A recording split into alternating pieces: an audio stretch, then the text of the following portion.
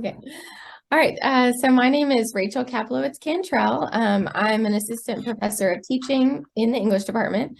I've been teaching for 11 years now. So I've taught the first year writing classes a lot, particularly 1010. I've taught a lot. So I, have some tips I could share with new teachers and TAs about some of the basic aspects of managing a course, like attendance, assignments, and late work, things like that, behavior issues, and grading, of course. Okay, so first of all, attendance. Obviously, the department has an attendance policy, but everyone can kind of, follow it as strictly as they would like. It's sort of up to the instructor. I actually do count attendance. So I know that the master syllabus that TAs get, they don't have attendance as part of the grade, but I have always done that. I only count it for 10% of the grade, and I don't think you're supposed to count it for more than 10%, but I do count it for 10% because I do find it helps students come to class more just when they know it's a grade. So I keep attendance on Canvas, which is really easy. Once you know their names, of course, I just do at the beginning of class, I'll just mark them on Canvas. If at the beginning of the semester, before you know their names, I would recommend printing out the class roster, and then you could stand in front of the class and call out their names at the beginning of class, and that actually helps me learn their names really quickly because I call the roll until I've learned their names. So that's a really easy way to learn them, by the way. So I do take attendance. Even if you're not going to count attendance, you could still print out a class roster and call roll every day so they know at least that you're noticing if they're there or not. I also count if they're tardy. So if they're over 20 minutes late or 30 minutes late, I would definitely count them tardy. Or if they leave 30 minutes early, so they're missing a big portion of the class. The tardy doesn't really count off on Canvas, but if they were tardy every day, I would probably have a conversation with them about you're starting to miss a lot of class. Do you need to just leave a little bit earlier or something like that? Yeah, students are going to email you all the time about attendance, like, oh, I slept in, or my car broke down, or someone's sick. Basically what I do, and I think a lot of professors do, is we don't really do excused and unexcused absences unless it's a university function. So basically an absence is an absence because they're not in class. So I just say, you don't need to give me an excuse. If you're not here, that's an absence. And just ask me, what work you missed. Obviously, it's on the student to follow up with you on what work they missed, right? If it is a university event, like an athlete has a meet or something, you have to excuse that. So you do need to excuse anything that's a university function. So then I don't count their absence. I just leave it blank. And I don't count any work that they missed absent. I mean, they do need to make it up, but I'll just leave it blank. In the grade book, by the way, if you don't want to put a 0, just leave it empty and make sure on your grading setup, you leave empty as not graded. And then you can just easily not count something instead of doing a 0. So anyway, this has become important with COVID. If someone has COVID, you're not supposed to count off against them, and you're supposed to let them make everything up. So I would just not count their absences while they're out for COVID and let them make up all their work because we're supposed to, encourage them to quarantine at home. But I would tell them, you need to let me know and you need to, keep in contact with me. If a student's starting to miss a lot of class, I definitely email them and let them know, I'm concerned you're missing a lot of class. You may start, at some point you may fail the course if it's a lot, like you're missing a lot of the coursework. Of course, it gets a little more complicated when it comes to their work. So sometimes they may skip class and then still turn in their work. I don't find that happens as much because a lot of times they don't know what to do on their assignments because they're missing the class instruction, right? So usually the work they turn in isn't going to be great because they've missed all of the information. So usually it kind of goes hand in hand. If they miss class, usually they don't turn in work. So they get 0s and then they're going to fail. if for some reason they're figuring out what to do and they're still turning in the papers, I would still have an issue with that because they do need to be learning the things we're teaching in class. So I would definitely email them and say, you have got to come to class, right? Or you could still fail this course, right? That's why I like having attendance count as a grade, because if they miss every single class, I don't think they'd be able to pass, you know. If they did, you know, it's unlikely that they're going to do well on all the papers and still pass with never coming. I also do, I count some of their daily work, and this gets to grading, but it does help with attendance too. I will just randomly count some of their in-class assignments just for a completion grade. So then they're going to miss those too. So that's going to lower their grade because they're missing those in-class activities.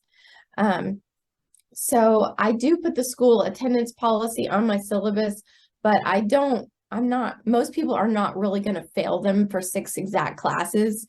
It's more like they're sort of naturally going to fail when they don't do their work, they don't come a lot. So usually it's not an issue. They just kind of usually they're either doing most of the work or they're not. And the ones that aren't are just not going to make it. I would definitely, some advice I would give to TAs, don't feel bad if students fail because they're not doing the work. Like if you've done everything you can, it's not your fault. Like some students just have to fail. Like they've earned an F. Like they haven't done the work and they need to learn that I've got to do the work to be able to pass a class. Like I need to learn the information, right? And there's a reason why 1010 and 1020 are required, because the university thinks it's really important that they learn these skills of writing. So if they fail, that means they haven't learned those important skills. So they do need to take the course again, right? So they have to repeat the course if they don't get a C- or above. So I would definitely stress that at the beginning of the semester, right? Make sure to go over your whole syllabus. Make sure to explain to them, right? If you don't pass this class, you have to retake it. It is important.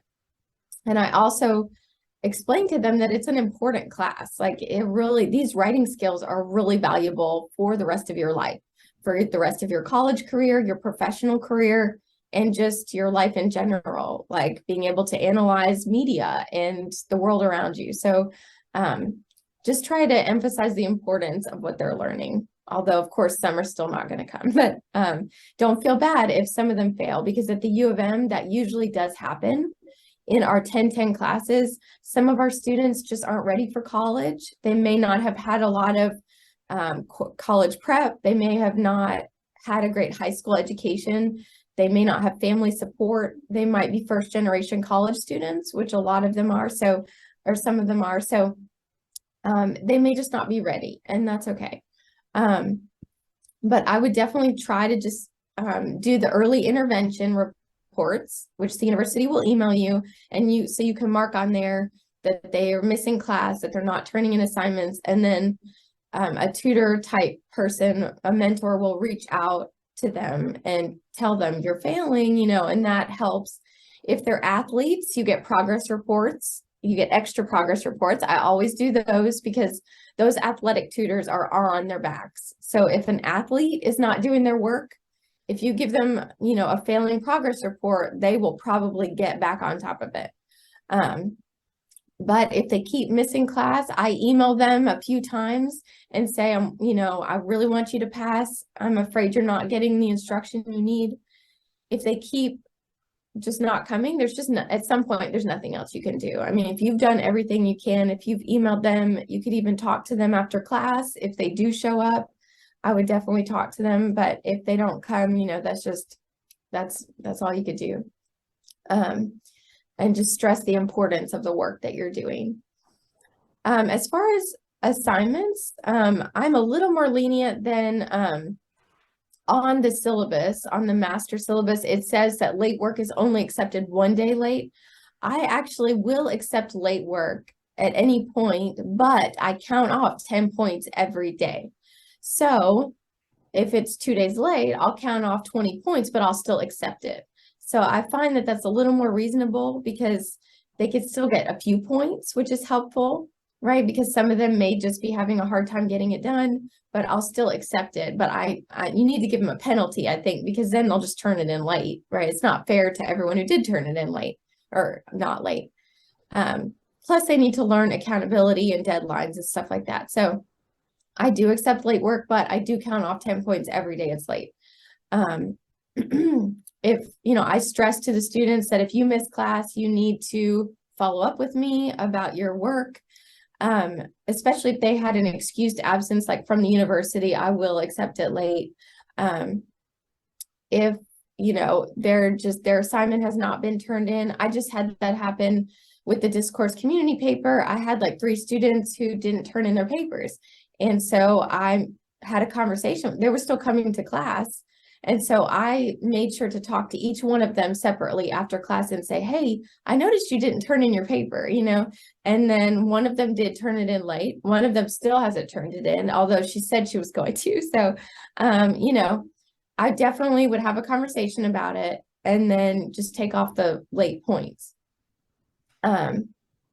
So yeah, if they're coming to class but not turning in any assignments, you could definitely have a conversation with them privately after class, right? Just say, hey, can I talk to you after class? Or try to catch them on their way out and just say, hey, I noticed you're not turning in your work. I'm so glad you're coming to class, but you also have to do these assignments because that's how we practice the writing skills we're learning, right? So I'll tell them you could fail the class, which they should be able to see their grade on Canvas. So I would remind them occasionally, like, remember, everyone can see their grade on Canvas, so you should know what your grade is in this class, right? So they should see if they're failing or not, right? If someone happens to turn in an assignment that is not on topic at all, I personally would give it a 0 because I feel like that's not following the prompt, and many professors will give that a 0, like in other classes, and they need to learn how to follow the assignment, right? But I will let them rewrite it, right? So I would have a conversation with them, right? On Canvas, I would give them a 0 and say, I'm so sorry, I can't, this isn't a passing grade because it was the wrong assignment, but please talk to me and we can go over it and you can rewrite it. So I would encourage them to come to your office hours, explain the assignment, see what maybe they didn't understand about the assignment, and let them rewrite it and then replace the 0, right? And that's similar to what I do with plagiarism. So if a student plagiarizes, I give them a 0, no question, because it really bothers me. Every teacher kind of has their own things that really bother them. And to me, it's plagiarism because I feel like it's very disrespectful because it's like lying to my face. So at the beginning of the semester, I make sure to explain what is plagiarism and why is it serious, right? And I tell them the reason why it's so serious is not just because you're lying and cheating and stealing someone else's work, but also because you're not learning anything, right? You're not actually learning the material. So there's no point. I'd rather you just try your best and not do great than, completely cheat, because then you have to get a 0. It's also academic dishonesty. So there's a whole office that deals with that. And I'll tell them the consequences can be really severe. You could be referred to a judicial board. You could be expelled. So I'm going to give you a 0, but I'd like to have a conversation with you and give you the chance to redo it the first time, right? If it keeps happening, I would say you're not going to have a chance to redo it, right? But the first time, definitely give them a chance to rewrite it. And I have them come to my office and I go over with them. You see how you copied this, right, from another website or whatever. Make sure they understand. Usually they'll admit it and apologize. Sometimes they deny it. But I mean, you have the evidence from turnitin.com, which I do use. So just tell them it's a 0 unless you rewrite it, but I'd like to give you that chance to rewrite. And usually they will. And then you can replace the 0. Let's see. As far as classroom behavior, that's of course a big issue when you first start out is managing the classroom. I mean, I wouldn't say there are a lot of behavior issues in college. I did teach high school before, and there are many more issues with behavior. So it's much better than that. But occasionally you will have a student that maybe is kind of rude or maybe aggressive or maybe rude to other students. And of course, that's not acceptable. I make sure at the beginning of the semester to tell everybody that, we need to respect everyone. There are going to be people with different backgrounds in this class. We want to treat everybody with respect. We don't want to talk over people or, make jokes or noises or anything.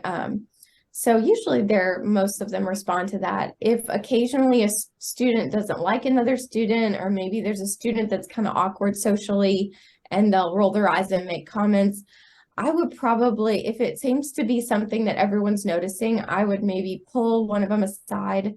Like I had this happen a few weeks ago. I have a student that's a little socially awkward and she talks a lot in class, and another student made a comment to her that was pretty rude.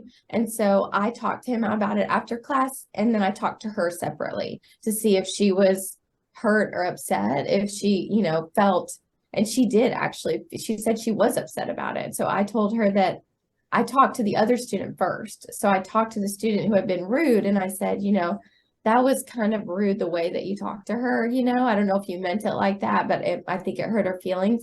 And he said that he didn't mean it like that. So, and there hasn't been an issue since then. And then the other student, I asked her if she was okay, and she said she was hurt by it, but she was glad to know that I had addressed it and that I wouldn't tolerate any disrespect, right? And I made sure she knew that everyone needs to be respected in the class. If a student is ever aggressive to you, of course, that's a serious issue. If you ever feel unsafe, I would immediately go talk to someone in the department, because we can actually have students removed from classes if they're being hostile or anything. You don't have to put up with that. And if you're afraid to like confront them, I would not do that, right? Don't confront a student that's being really aggressive with you, or you're afraid of it for any reason. If you feel like they're just being, kind of off task, you might have a conversation about that, but I would not, don't start a confrontation that's, that's too intense. If students are like looking at their phones or listening to their earbuds, which is common, of course, what I usually do, I always walk around when I'm in the classroom. So I usually walk right up to that student and stand right next to them if they're like looking at their phone. And usually they'll stop it or put it down because they're embarrassed, right? Because I'm just like standing right next to them. So I don't even have to say anything, but they're like, oh, she's right next to me, Sometimes if a student is like whispering to their friend or they're on their phone and I go near them and they still keep doing it, I might say, can you get back on task or something like that? Or I'll say, you need to pay attention, or, you need to open your book. So I'll just really quietly to them, just say something like in a respectful way, like you need to be writing your paper or whatever. If it's an issue with multiple students in the class, I would maybe make an announcement to everybody, like, remember, everyone needs to be on topic and not, or on task and not looking at their phone, right? So you could make like a general announcement if it was multiple people. Some people just like hate having cell phones or earbuds out at all. Honestly, I don't mind if it's out if they're not on it, because I know it's like some of them are so attached to it, or they even like to leave the earbuds in even if they turn them off. That doesn't bother me. So it's kind of up to you. If you really want to push it, you can, but I don't feel like it's that big of an issue if they are doing their work, right? If they're doing their work, or if they finish their work early, I'm not going to give them an issue about it if they just were really fast. But if they're not doing their work, I would definitely quietly say something. Well, first walk up to them, then say something quietly. And then if it was a constant issue, you might want to have a conversation after class and say, hey, I've noticed you're like off task a lot, and it's just, it's disrespectful, and also you're not able to get the work done. So that's going to affect your grade. Something like that. And of course, you're always going to have students that, or not always, but sometimes you have students that like to talk a lot. So they like to answer every question.